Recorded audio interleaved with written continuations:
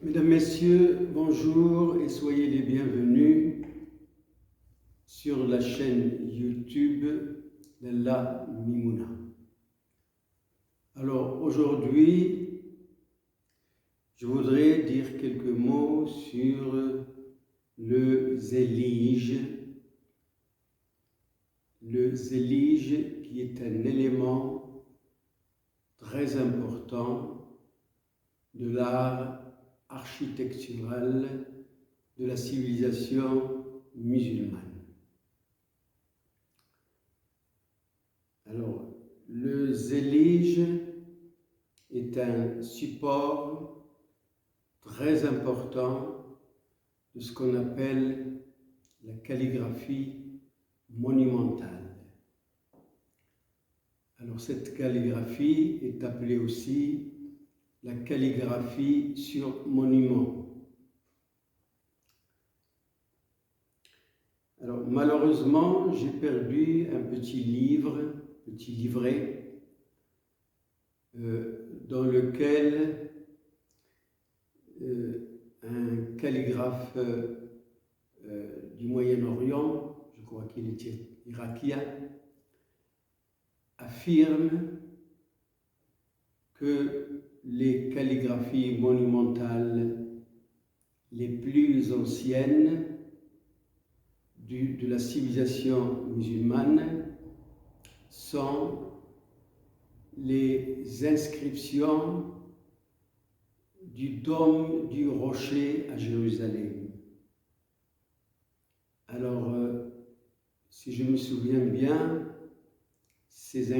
la réalisation de ces inscriptions en or remonte à approximativement 685 après Jésus-Christ, bien sûr.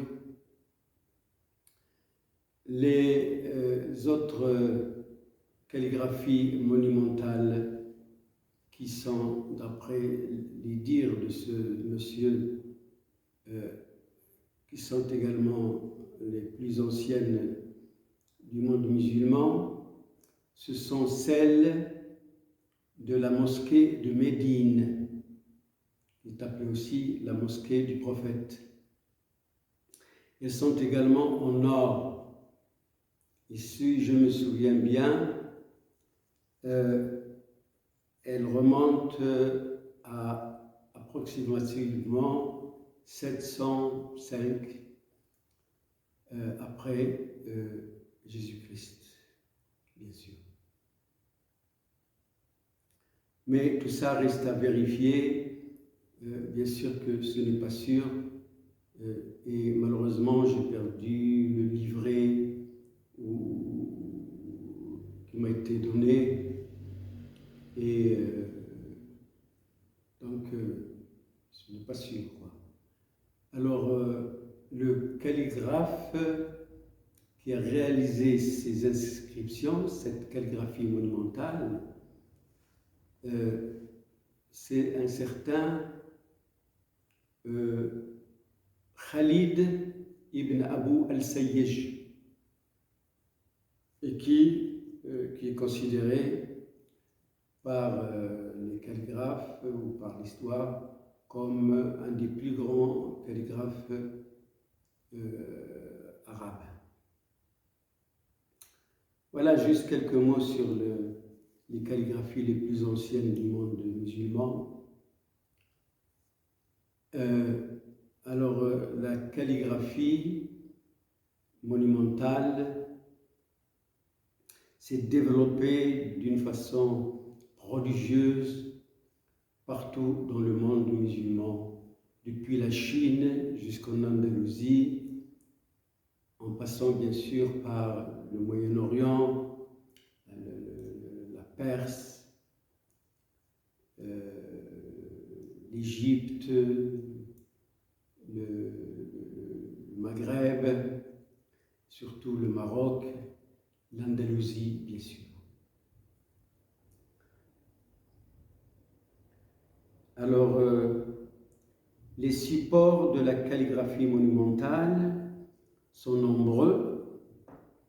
les plus connus sont le stuc, le marbre, la pierre, le bois, le métal,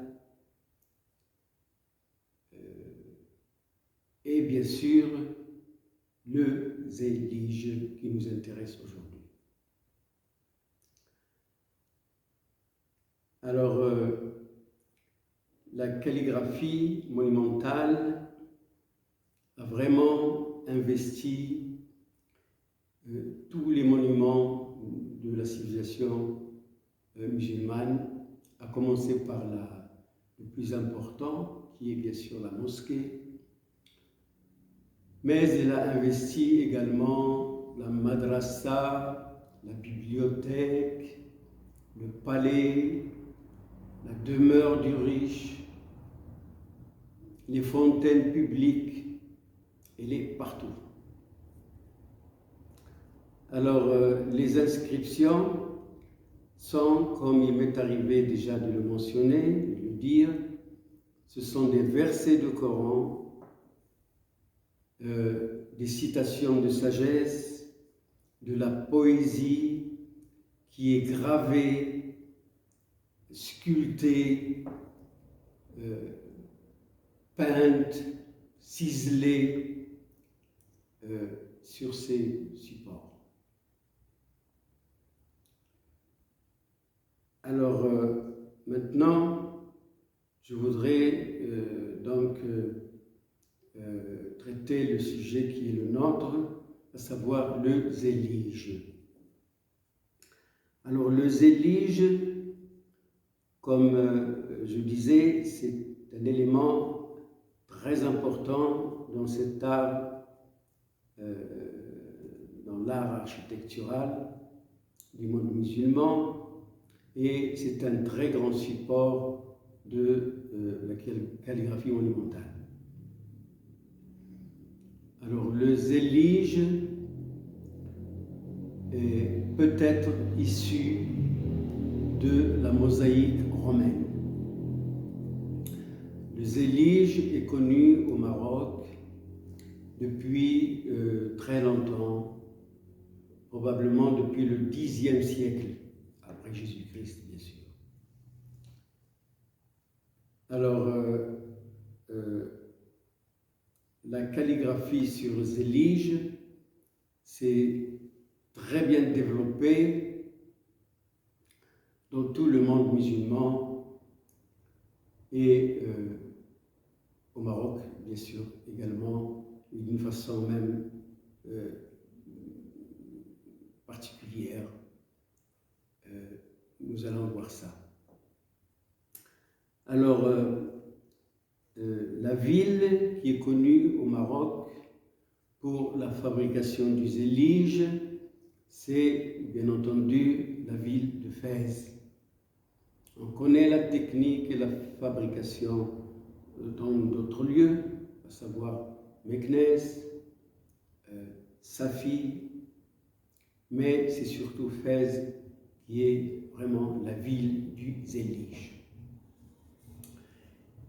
Et puis la ville de Fès, quelque part, et pourquoi pas, elle peut être fière d'avoir donné son nom à une couleur du zélige, à savoir ce qu'on appelle le bleu de Fès. Alors c'est un bleu à base du cobalt. Le bleu de Fès, c'est bien connu. Alors la fabrication du zélige passe par plusieurs étapes. Alors je voudrais vous montrer un carreau que voici. Alors la première étape de la fabrication du zélige commence par d'abord préparer l'argile. Alors c'est une argile que connaissent les artisans, les maîtres artisans, les potiers. une argile spéciale. Alors cette argile, il faut d'abord la traiter, c'est-à-dire qu'il faut la pétrir, et cela pendant des jours. Alors une fois qu'elle est bien pétrie, qu'elle est prête, on va commencer par fabriquer les carreaux, que voici. Alors quand on a fabriqué le carreau, il faut le placer. Ils sont étalés par terre sur les collines, et encore de nos jours, on peut voir ça à Fès.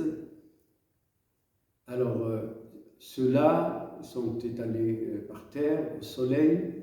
C'est justement pour qu'ils sèchent. Alors, ils sèchent au soleil. Alors, une fois séchés, secs, et dépourvu d'humidité, la deuxième opération va consister au premier enfournement des carreaux, c'est-à-dire la première cuisson. Il pénètre dans le four pour la première cuisson. Alors, une fois la cuisson est terminée, donc ils sortent du four, et la deuxième étape, notre carreau, eh bien, il va, la deuxième étape donc, c'est, on va l'appeler l'opération de l'émaillage. Donc le carreau va prendre son petit bain selon la couleur, dans un vase où il y a un liquide, de l'eau, tout ce qu'il faut, avec bien sûr du cobalt, à titre d'exemple, du manganèse, selon les couleurs. Il prend donc son petit bain et il va sécher, encore une fois, un petit peu. Une fois sec, c'est l'autre opération qui va suivre, et elle consiste en un deuxième enfournement, c'est-à-dire que le carreau va de nouveau dans le four pour une deuxième cuisson. Et c'est pendant cette deuxième cuisson que le carreau, que la couleur va prendre, selon bien sûr les pigments utilisés pour l'émaillage. Alors, ils sortent du four et ils sont bleus, rouges, jaunes, grenat, vert, selon donc l'émaillage. Alors ces carreaux, ils vont arriver chez le calligraphe. Alors dans son atelier, le calligraphe va, à l'aide de pochoirs, il va tracer, il va réaliser sa calligraphie, n'est-ce pas? Et puis, bien sûr, là c'est de l'écriture, il va faire le pourtour des lettres, et soigneusement, gare à l'erreur, c'est un travail très minutieux et très délicat. Il va faire donc le pourtour des lettres, et aussi, bien sûr, des dessins floraux et géométriques qui vont avec. Car la géométrie et le dessin floral figurent, lui aussi, accompagnent les écritures, comme illustration, comme décoration, comme ornement. Alors, une fois que le calligraphe a fait ce travail, il va procéder à ce qu'on appelle le grattage. Il va donc gratter l'émail partout où il doit disparaître, de façon que ne reste que l'écriture et les dessins floraux, s'il y en a, et le dessin géométrique. Alors, la calligraphie monumentale est réalisé sur le carreau qui porte ce nom de Zélige, et ça va ressembler à ça. Alors là, la citation, elle est de Gibran, Khalil Gibran, qui nous dit ceci: Al-ardu watani wal-insaniyatu usrati. C'est un peu la vision philosophique de Gibran Khalil Gibran. La voici.